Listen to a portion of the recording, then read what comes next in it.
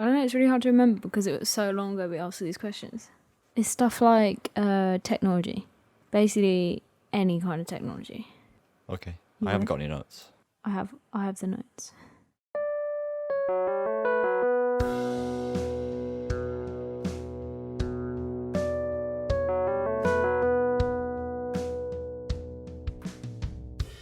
We're back. It's episode 23, probably.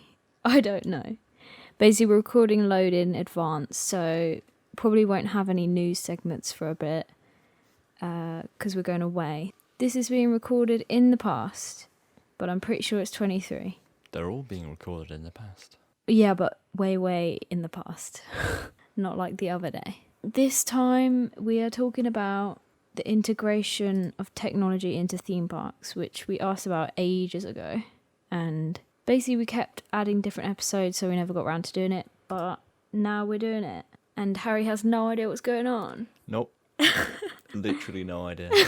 So what we're talking about is like any kind of technology that a theme park uses to make it better. So like apps on your phone where it tells you like the map and the queue times, and then wearable tech like Disney uses with the bands they have, and then stuff like VR, which is like actually on the rides, and just which are bad and which are good. Okay. We've already like talked about VR on one of our like first episodes, didn't we? We did quite a long time ago now. Yeah. Is there any rides that have come out that have VR now that didn't back then? Because that was like a year ago. There's not really been any major rides that have come out with VR, if I could think correctly. There's the addition of VR to one of the Phantasialand places, isn't there? Yeah, Temple of the Nighthawk Yeah. got VR, which is meant to be alright. Can Coaster has VR as well. I don't know if we spoke about that last time. No, I don't. Maybe we did briefly, but I think we said it was going to get it. Yeah. And it hadn't at that point. Yeah, that one's got quite a weird VR system where you put the headset on before you even sit down. Okay. So you put your headset on in this room, and it kind of gives you a virtual view of the room you're in, and it gives you a virtual view of the train. Wait, like in the queue line? Yeah. So there's a room before you board the train. You put your headsets on in there, and it maps the room for you in your vision, and then you just get on the train with your headset on. Wow. Yeah. Is that better though? Because you were saying like VR is bad in a way because it slows down the throughput of the ride. Yeah. Kind of, but then also people faff about, trying to feel where the train is. Yeah. So how are you meant to walk with that going on? Yeah, it must be quite difficult. Yeah. To get used to it. So yeah, it's got its own station as well, a separate VR station, which helps with the capacity of the normal ride, obviously. Mm-hmm. So it's quite a good one. It's quite a well thought out VR attraction. Did they build that knowing it was going to be VR? Yes, they built a second station for it. Okay. Specifically for VR. See, I think that's the key to VR. Yeah, pretty much. If you're going to have a VR, non-VR hybrid, then the best way to do it is to try and separate the two as much as you can. Yeah. I'm trying to think what we've been on. We've only been on 2, haven't we? 2 what? VR coasters. Well, Darren Brown's Ghost Train, Galactica. I've been on Shaman at Guardland. I did Alpine Express at Europa Park with VR. Okay. So, but which one things was are the best moving then? swiftly, things are changing very quickly. So the headsets are being updated. They started off with being like Samsung phones back in the 2016 days with Alpine Express. Galactica had Samsung phones and then had discrete VR headsets. Mm-hmm. And now Crazy Bats at Phantasialand has a newer version of those discrete headsets as well. Okay. So it's a proper VR system, not a phone, but a dedicated VR system that self-runs. What does DGPT have? It has a Vive headset, which requires a massive computer to run it. Okay, which is why it breaks down quite a lot. Yes, but it's also why it's it's much better VR than you'll find on roller coasters. Mm-hmm. It's a drastic step up. Yeah. See, I would say VR works really well on something like DGBT. Yeah, I think you have to build VR into the experience to begin with. If there's a purpose for it, then it works. If there's no real purpose and you just kind of slap it on afterwards, then it doesn't work as well. VR can be really good if you actually do incorporate it into the main gist of the ride. Yeah. We asked you guys about different technology, and a load of people have said about VR because it's probably like the main thing that people think of. Yeah, it's quite an obvious one. Yeah. Immersive Meme says VR technology needs to be the focus when creating an attraction within it, not an afterthought. This is where Galactica VR coasters fall down most of the time, but unique VR experiences such as Secrets of the Empire and the War of the Worlds VR experience work far better. Yeah, so this is something that you can, something really to consider is VR experiences work well when you don't have to consider thousands of people a day. Yeah. If you're not building a VR attraction at a theme park, you don't have to have capacity in mind, and it makes it much easier to build a better ride. So what's Secrets of the Empire? No idea. Okay, but the War of the Worlds VR experience is the one where you stand in a room and it looks like all the characters are there, right? I've got no idea. I've heard of this. I Yeah, think I've heard of it it's as something well. like that. So you kind of walk through with the VR on, I think, or something. I don't know. But it's basically it's not a ride as such. No. It's not at a theme park. It's its own discrete attraction. Yeah, so that'd And- be a lot easier. Yeah, and this is it. When you have those discrete attractions, one, you don't have to follow the norms of your theme park because it's its own thing. It can be its own unique experience anyway. Yeah. It's self-contained. And then, yeah, two, you don't really have to consider throughput as much, which is obviously very helpful. Dom says VR is a fantastic thing in concept. On attractions where you're relatively stationary, like Darren Brown, it's great when it works. On actual roller coasters, you're simply moving too much for it to be enjoyable. It never stays in place and it's constantly broke. Yeah, roller coasters aren't really as well built for VR unless you. I would say there's too much stuff going on for it to be like worth it or like appreciated as much. Whereas with Darren Brown, like at some points VR is literally the only thing you're concentrating on. Yeah. But on a ride, there's too much stuff happening for it to be like really good. Yeah. Some rides do lend themselves better to VR coasters wise than others. Yeah. You'll find that your smaller family scale rides often do better because there isn't as much going on. So you can kind of build more into a story aspect of it. Yeah, they're less chaotic. So Yeah, exactly. Rides that are less chaotic lend themselves better to VR. yeah, Like Galactica isn't actually that bad of a VR coaster because it isn't too crazy. It's quite floaty, and gradual, which lends itself to that whole VR kind of feel. yeah. Lush Velvet Coaster says, I really enjoy VR personally, but I'm yet to see a park who's nailed it on a ride. Well, yeah, this is it. It's new technology, so no park is going to nail it first time. Yeah. And it's still technology that's improving, which again makes it even harder to nail it first time because it's not quite there itself. Yeah. Well, Kai says, I think technologies such as VR are just evolving too fast for theme parks. No park is going to constantly update the headsets to get the latest and greatest. Also, no headset is currently designed for all-day usage. Theme parks need reliable tech that is designed for all-day usage. Yeah, this is it. Most of the headsets are just consumer grade, Yeah.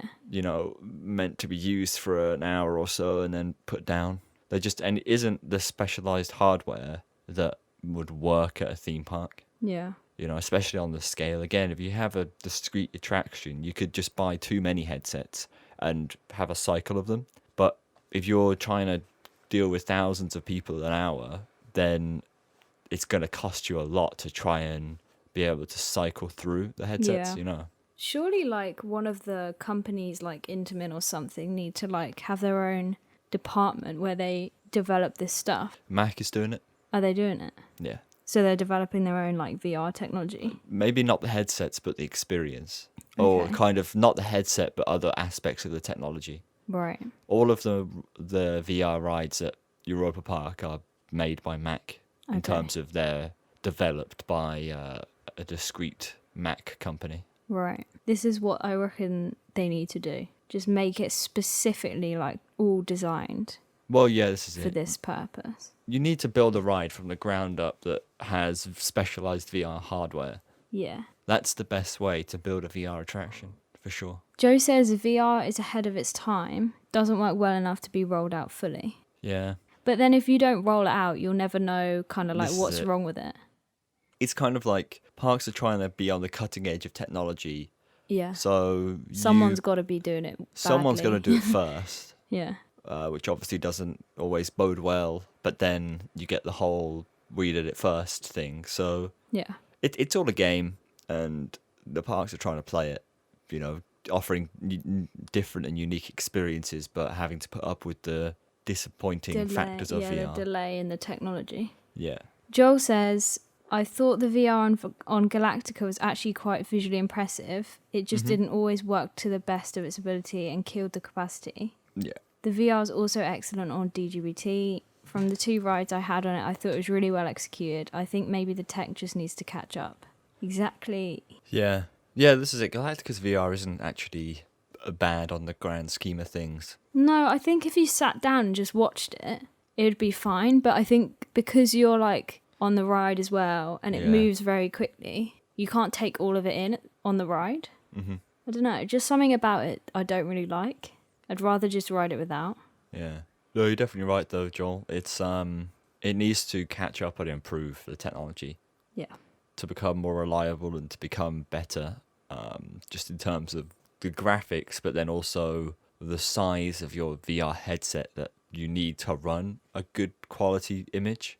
You know, stuff like Darren Brown's Ghost Train that needs discrete computers. Maybe one day that'll be in its own individual headset, Mm-hmm. So I think with VR, like, it gets a bad name because it's so early. Mm-hmm. So a lot of people don't really like it, but I feel like in the future it'll get better. So Well, what the problem was really is people or companies or parks, they all jumped on the bandwagon and no one really developed anything that was particularly... quality. Yeah. Everyone just rushed to it. Yeah. No one really thought, how can we make this a full experience? In terms of roller coasters, it wasn't really until Europa Park built Can Coaster or modified it that they started to think about that. So most people don't like VR. One, because people don't like change. 2, because coaster enthusiasts are idiots, myself included. And 3, I don't know. There is definitely some sort of... I feel like the VR hate train is like overdone. It's cool to hate VR, even though it's not cool to hate VR, People just hate it for the sake of hating it. I don't think it's actually that bad, but a lot of people dislike it. I don't know. Let us know what you think in the tweet us your thoughts of VR and whether you've had good or bad experiences, because sometimes it is just about one bad experience that puts you off. Yeah. And with VR, it's never that stable. So one experience could be great, while another one could be complete garbage. Also, I think it's like the thing of people want to like the pure ride. Yeah. And if it's got VR on it, it kind of feels like it's not a pure ride anymore. Yeah, that's what you mean. I don't know. All in good time. There's a load of other stuff people have been talking about as well. Mm-hmm. We use the apps that parks have all the time, don't we? We do, mainly for queue times. Yeah, because, I mean, if we didn't know the park, we'd use the app for the map, if it's good. Yeah. But for Altenhausen Thought Park, we just use it for the queue times. And I think that's a really obvious thing for them to have done, like develop apps for parks. Yeah. But the other thing is like, when you're in a ride, they have those games. Do you know what I mean? What, the apps that are games for the ride? Yeah. So you're like in the queue for a ride and there's an app where you can play a game. What, like Crush's Coaster? Yeah, and like Helix has one, doesn't it? Oh, yeah. Right, yeah. And 5 Mad Movie Makers has replied to us saying, the phone app for Star Wars Galaxy Edge is really fun. Normally I don't like people looking at their phones the whole day, but the phone's missions are tied into the land and even activate different sounds or lights in the land when you complete tasks. Yeah, this is it. It depends how integrated your app is. Things like Crush's Coaster, I think, are garbage. Yeah, I Pure kind of agree. Garbage. So they're like just basic games where you... Does it even have a leaderboard or something? No, it has nothing to do with the ride. It's all self-contained. Yeah. It's Helix just a is little step game. Up. Yeah. Helix is a step up from that, where it's a bit more integrated into the ride. It's still individual games, but in the queue line there's a leaderboard, and every certain amount of time, whoever's at the top of the leaderboard gets a free fast track. I love that idea though. So yeah, it's a great idea because you're aiming to and win it stops something. you from being bored. Exactly. It stops you from being bored, and there's a physical thing to gain. And then, as with Star Yeah. Wars Land, you can trigger these events to happen within the land, like noises and all of that kind of thing, or actions or animatronics that move. Again, that's really cool because it's integrated into the land and you get something from using it. Yeah. If there's something to get or something to earn from using the app, then it's good in my opinion.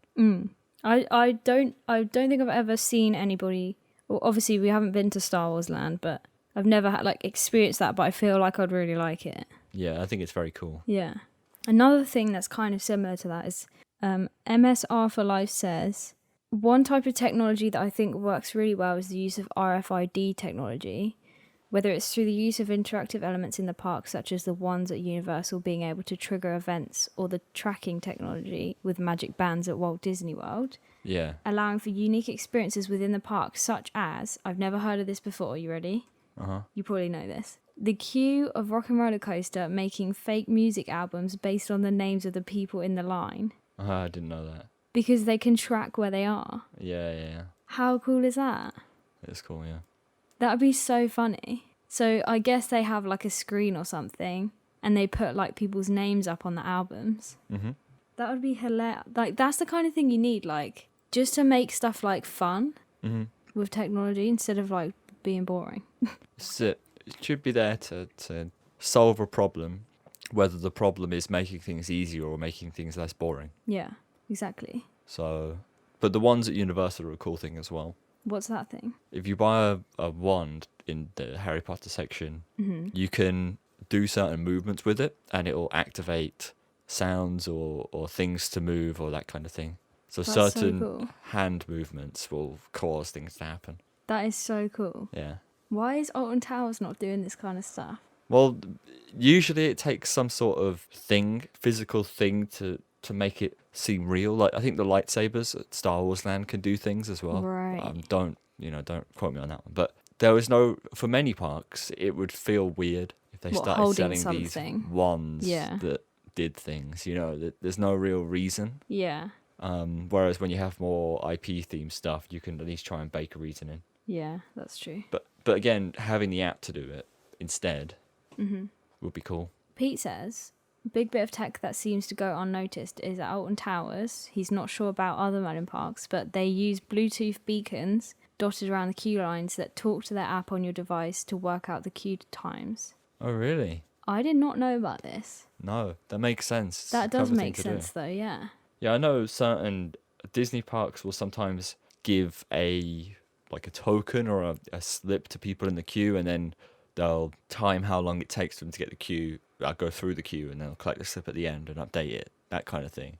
Okay, that's really old school though. Yeah, it is pretty old school. But having, a beacon do it Yeah. is very cool. It makes sense to, use the people who have downloaded the apps to give better and more accurate queue times. It's actually quite interesting. I'm not really sure how every park deals with queue times, like how they actually calculate them. I think it might be different for each park, but I've got no idea how it works most of the time. Well, I always thought it was like... Someone just looks out and Yeah, sees 'cause- how long it is. well, and no, roughly, But because they have CCTV everywhere, yeah. I thought they had certain positions in the queue line where they know how long it is. So Well, someone yeah. will just go on every half an hour and just look at all the queues and where the people are and just update it like that. I think that is how it generally works. Yeah. But the beacons thing is better because it's constantly updating Yeah. and no one has to do anything to update No, it. that's a much better idea, yeah. Another thing people are talking about, which I've never experienced before, is virtual queue systems. Mm-hmm. We haven't been in one, have we?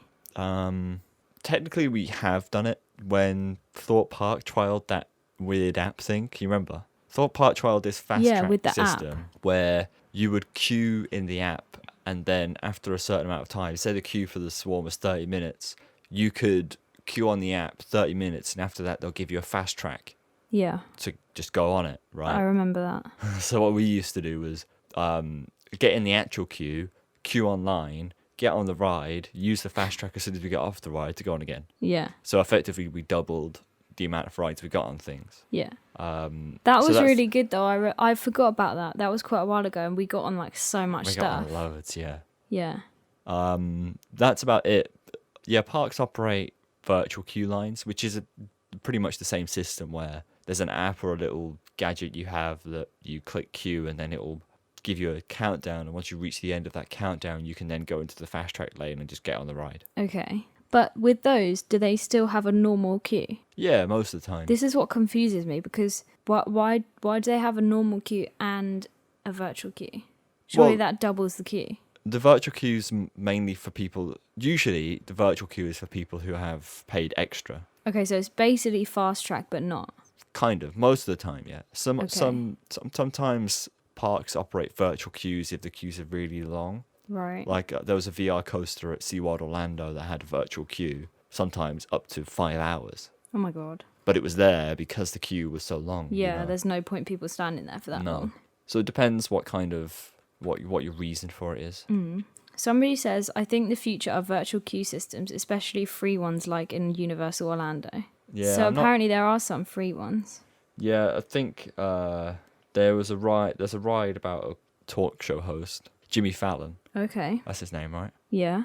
I think that had a virtual queue line, or still does have a virtual queue line. I'm not Okay. entirely sure. Let me have a look.